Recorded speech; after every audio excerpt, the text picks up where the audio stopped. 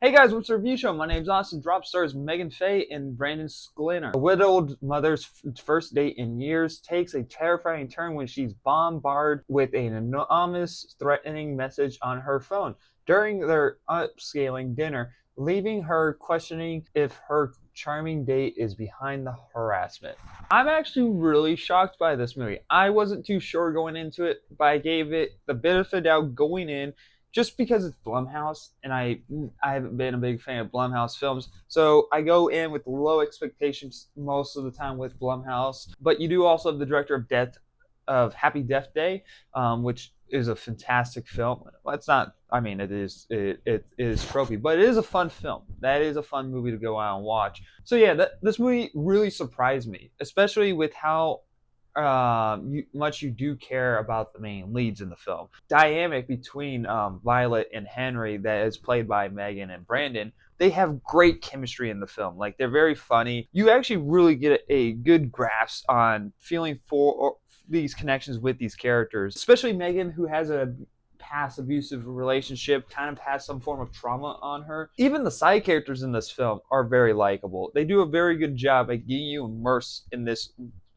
little tiny section that where this movie takes place. They do a good job at keeping you on your toes throughout most of the film, of trying to figure out, like, oh, who's this mysterious person that's leaving you these airdrops and is leaving you texts and now is wanting you to kill your date. And for some reason, the description has the date, Henry's character, as a suspect, even though throughout the whole entire film he was never a suspect, as a mysterious who possibility.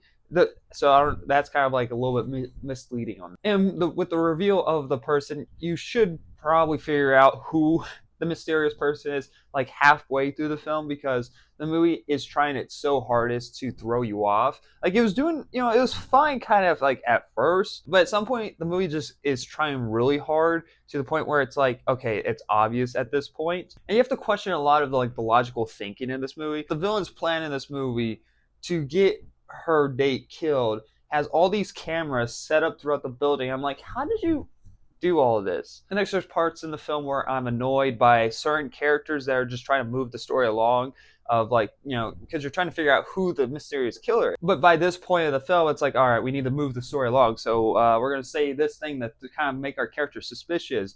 Like, there's lines in the movie of like, oh, she changed her mind on the lemon, because there's some point of the film where they're getting shots and our main lead doesn't want a lemon, but she needs to get Henry away from the table, so she asks him to go back and get the lemons. And so then the oddly waitress goes like, oh, so she changed her mind on the lemons. It's like, who would care?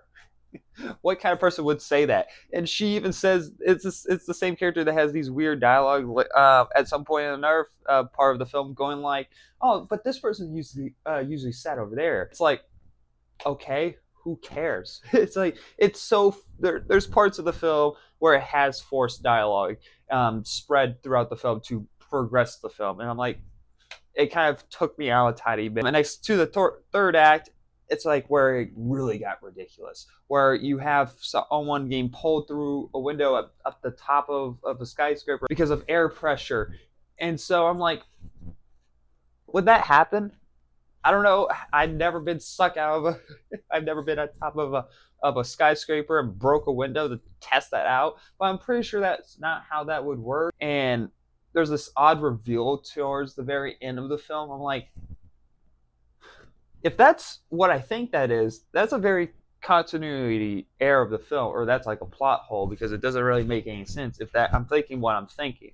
I would have to watch that portion of the ending again to fully understand what that reveal was. But it was it doesn't overall affect the film, but it's like, sound like a villager at this point after watching Minecraft. I'm gonna give Drop a B minus. Had a good time with it. The movie does have good suspense, thrilling throughout the film until like the halfway point. Really, is when you start to see through the thin writing that the movie eventually starts having. The characters are very likable. I like Megan and Brandon's performance in this film. They have great chemistry. They are the ones that are solely saving this film. So yeah, if you have the time this weekend, go check out Drop. It's a ton of fun. But anyway, guys, thanks for watching. Like always, I'll see you guys in the next review. Bye, guys.